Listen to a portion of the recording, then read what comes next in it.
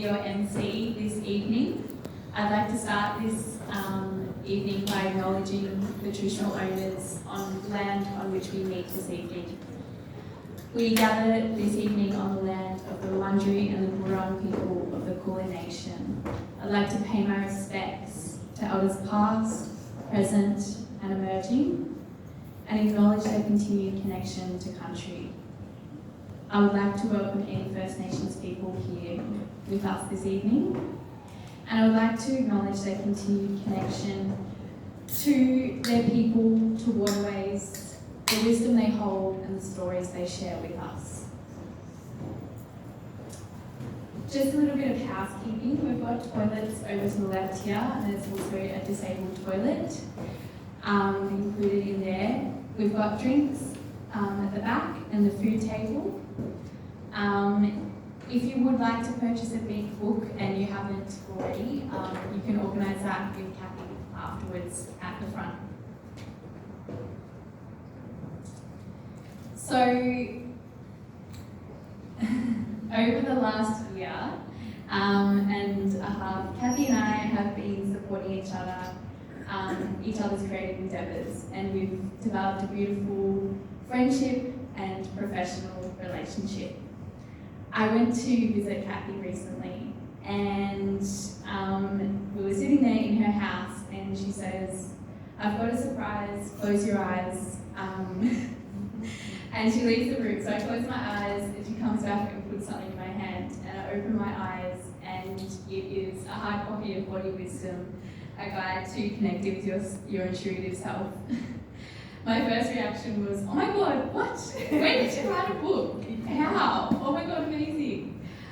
See, we've been catching up throughout the entire year, once a week, to do creative compass, where we talk about our creative goals for the week, what we're doing, and she had not mentioned the book once the whole year, so it was a massive surprise. So all year, Cathy has been developing new practices and workshops. She has been running online Move, Create, Reflect sessions, working, parenting, living, and also on the side, organising and writing a book. Really, what an incredible woman she is.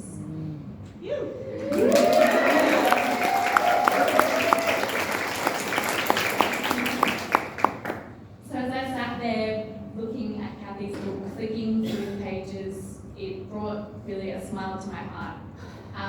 Cathy's work, the practice and her practices have supported me so much over the past year, and I really believe her work is really, really important.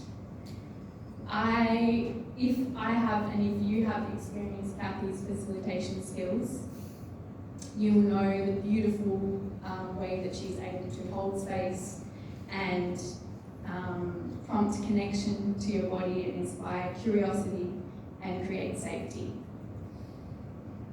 The practices and the initiatives that she presents really invite us to connect to our intuition and are guided by her personal and professional experiences and studies around the transformative healing powers of movement and the creative art modalities. So her words and stories that she's shared with us through Body Wisdom are the stories that I think we need to hear, and each chapter really takes you on a journey to better connect and explore your intuitive self. So thank you, Cathy, for sharing with us the things that have helped you guide you in your life, and for developing practices and templates so we too can connect to our own bodies. You are an incredible person, and you really do live what you teach. It's an absolute pleasure to have you in my life, and your community really appreciates you and loves you and all that you bring to all of our lives. So with that, it is now my great pleasure and honour to introduce to you the author of Body Wisdom, Cathy Williams.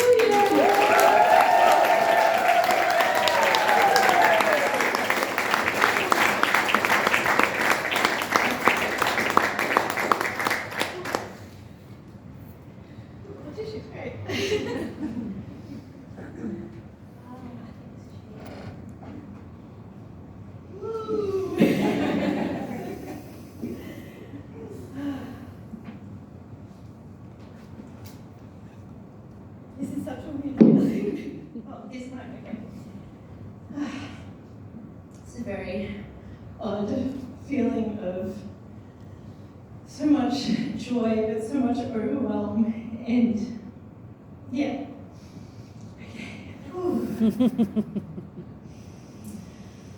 To begin, I'm actually going to invite you all to, for my sake, close your eyes. Let's take a breath together. Now let's, if you're comfortable to close or lower your eyes. And let's just really arrive in this moment together.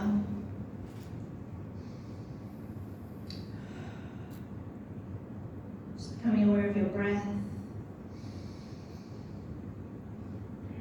There's nothing that we need to do or be in this moment. Feeling all of the sensations that are alive in your body in this moment.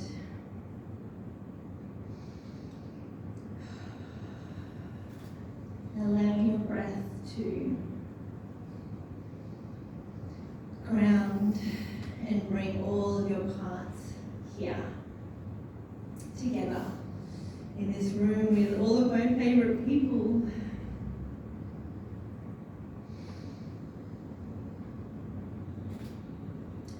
I'm going to start with a poem from the book, and you can keep your eyes closed if you like, and welcome any visuals that may come.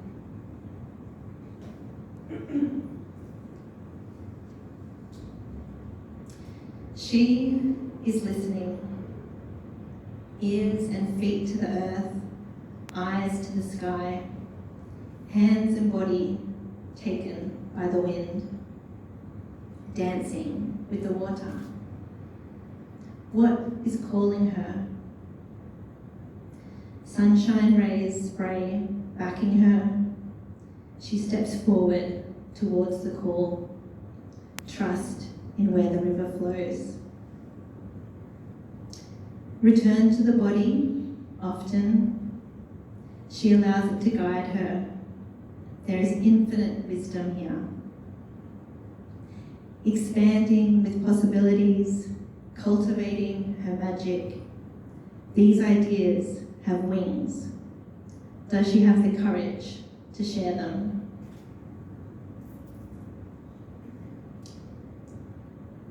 And gently opening your eyes to take in the space.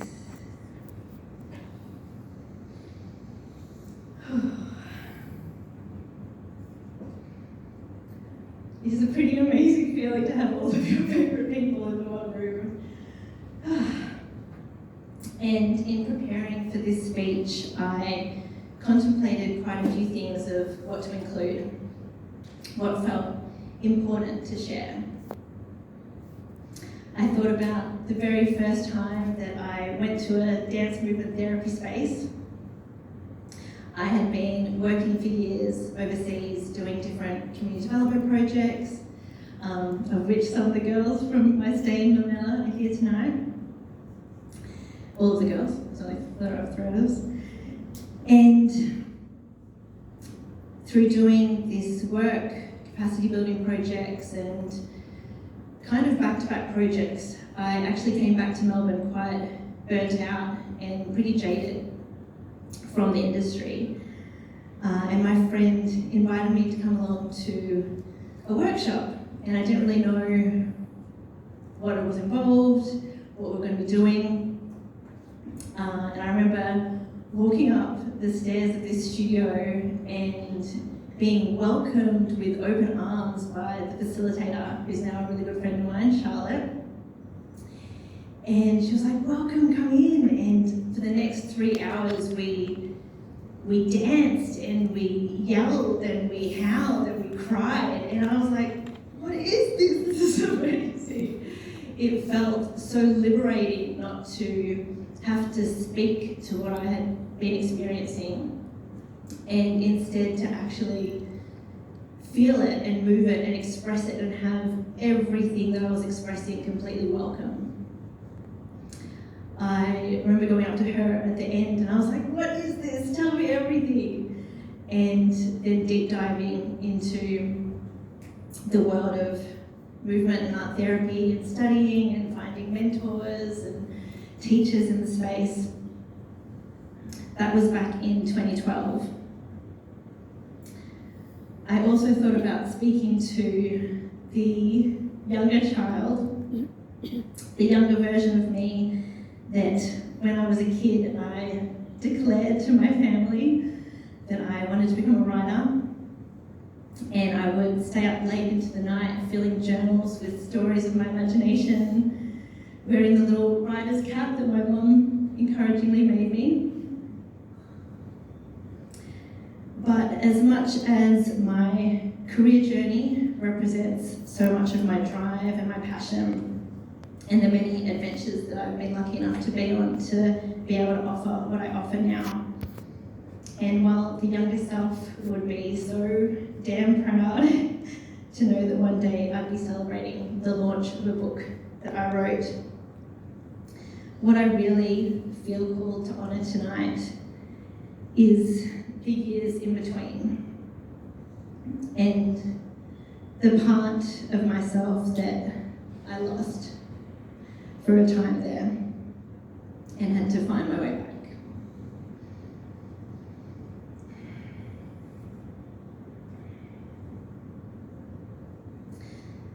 I would say that I've always been someone with a pretty strong intuitive sense.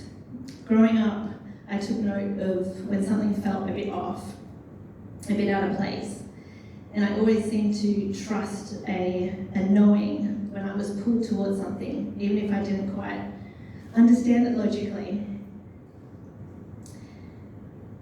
Since I was younger, and my parents can probably attest to this, I always felt a pretty strong belief in myself and quite strong in knowing who I was.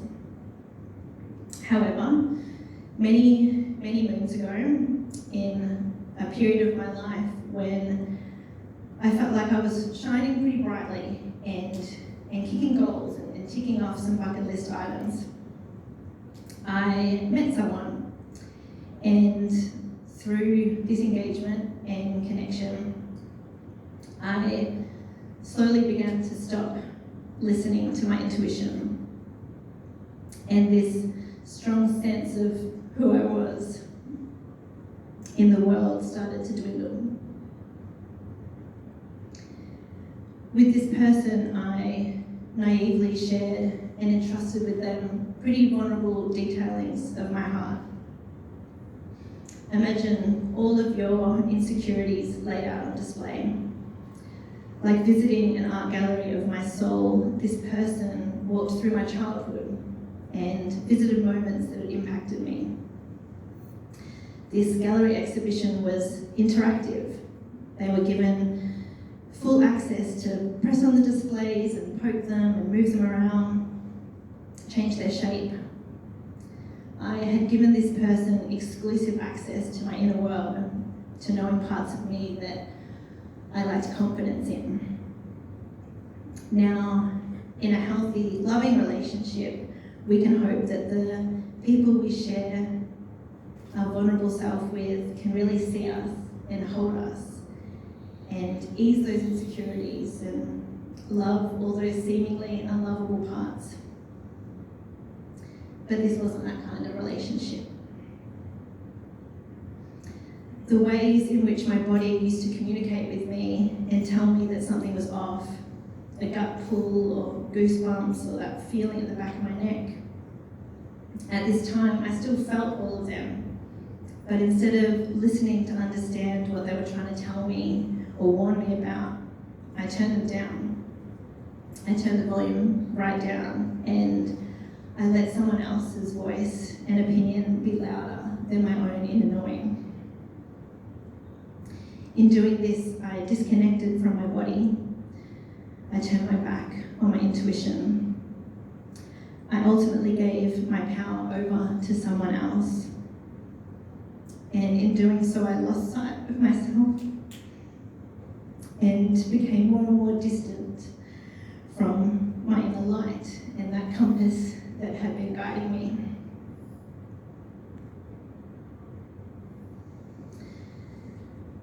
In the book, I share an extract from some of my earlier journal writing at this time, where I write a letter to my intuition. I wrote, I am sorry I stopped listening.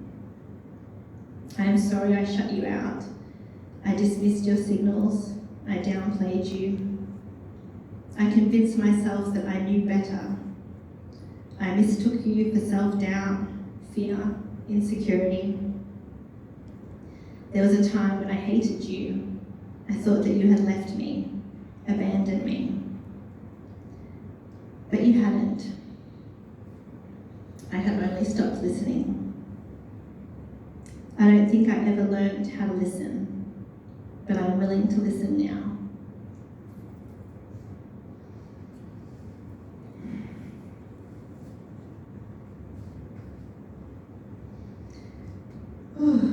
This book is a culmination of years of healing work, of practices that I've learned to apply because my life and coming back to that part of me depended on it.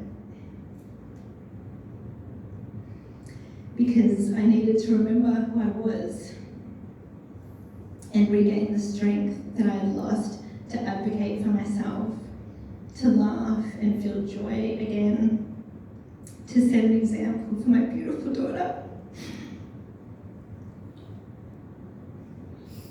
to be the best version of myself for her and for me.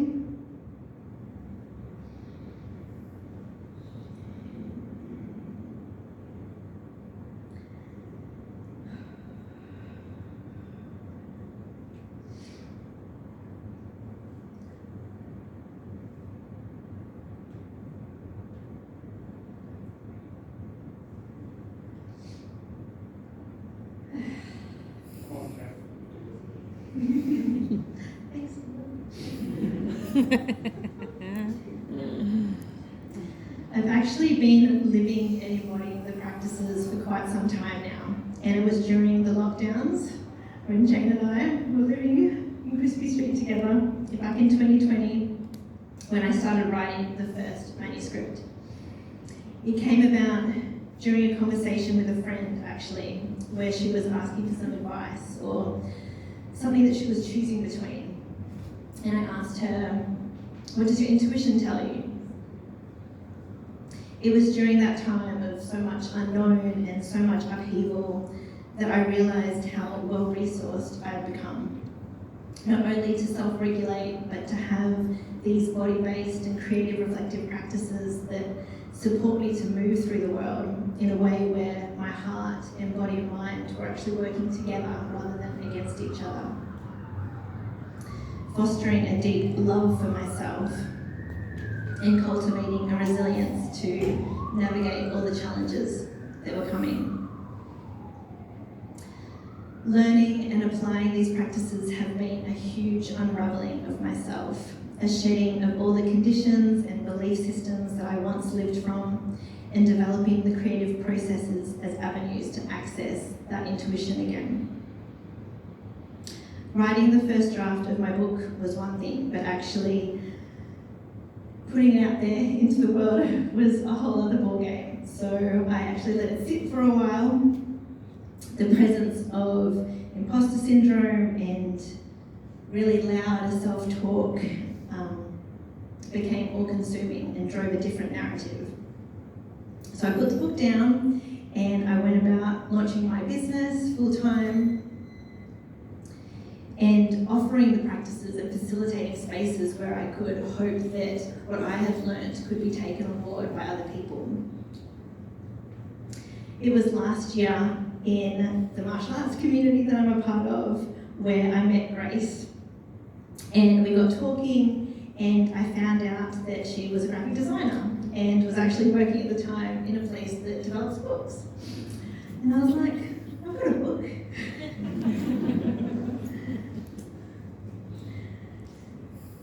And having facilitated so many workshops by that stage and receiving the feedback I was getting, I really knew the value of these practices, not just for me, but for how they were being received by others.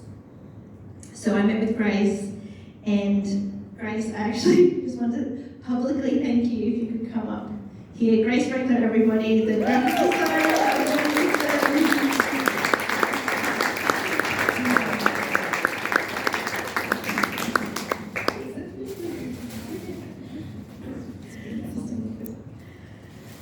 So this book would not exist in the form that I am so proud to share it with you all today without your brilliant artistry. Grace, you've been an absolute delight to collaborate with. When we first met, she took the book and she read it, and she has really brought the essence, I feel, out of the words and into all of the illustrations. She's done all the illustrations that you see around the room with each poem, all the chapter openers, and of course the beautiful cover, which I feel like encapsulates all of what the book says. I felt quite precious about what this book could look like, and you just took it to a whole other level. And yeah, I just want to say thank you so much.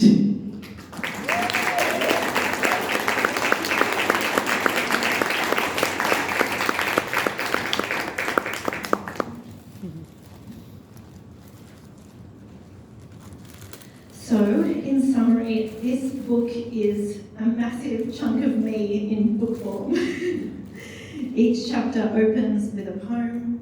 I share some of the stories of my lived experience, and then I offer practices at the end, which I really invite you to adapt and make your own and be inspired by.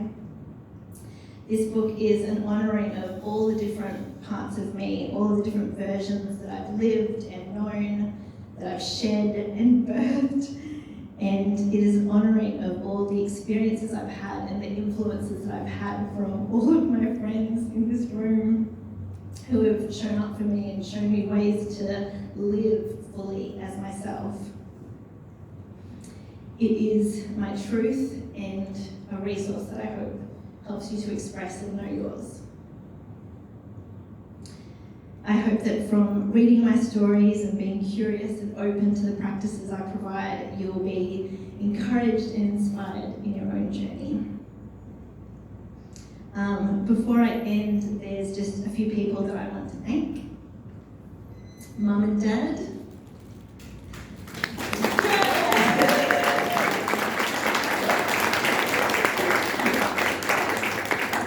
Thank you for all the ways that you have shaped and supported me. Thank you to my daughter, Nayora.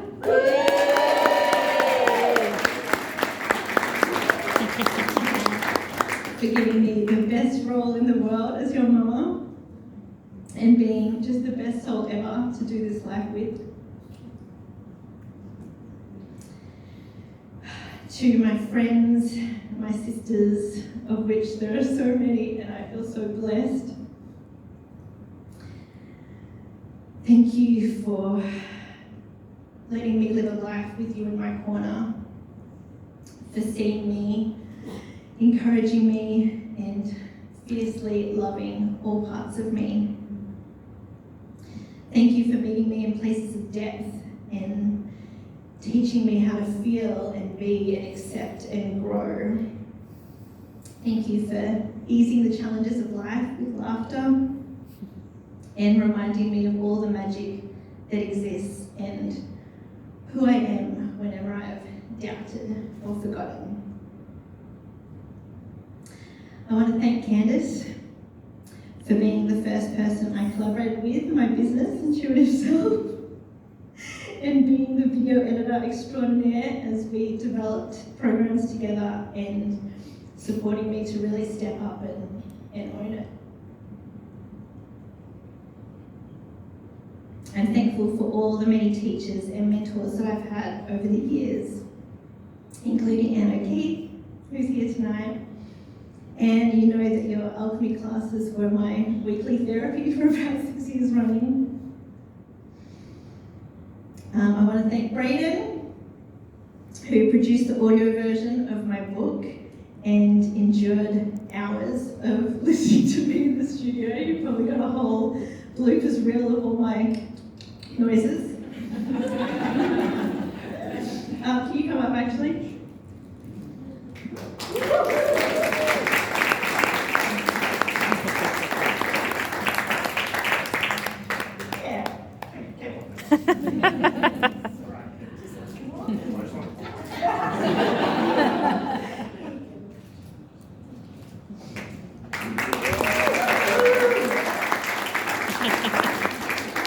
He makes my voice sound very good.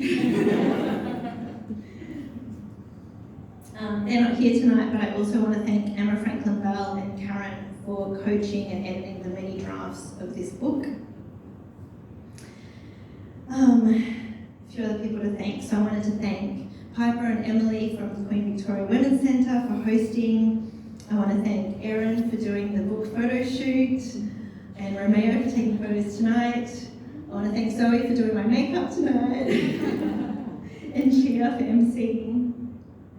And thank you to each and every one of you for being here and making this a celebration. I feel like this is going to go down as like the top 5 days of my life. And to end, I'm just going to do one more reading from the book.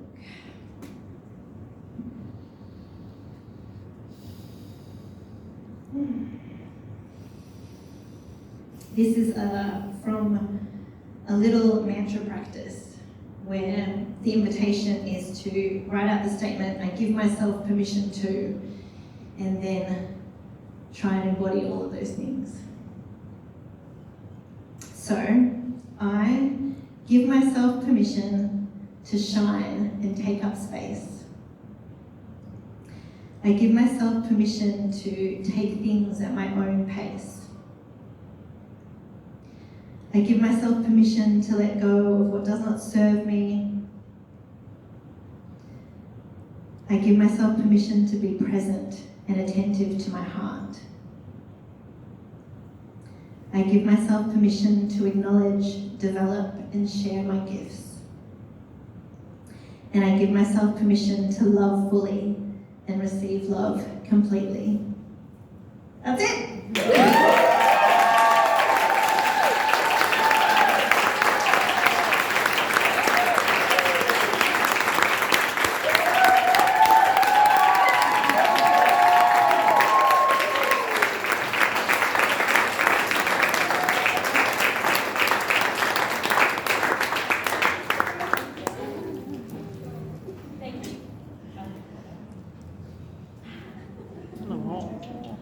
Thank you, Cathy, for sharing such personal stories, and I really want to get into finishing the book now, so it really inspired me. And we're going to now get a group photo, and then we will explain some of the activities and have a little icebreaker as well. So how would you like the group photo? Do you want everyone just sitting where they are?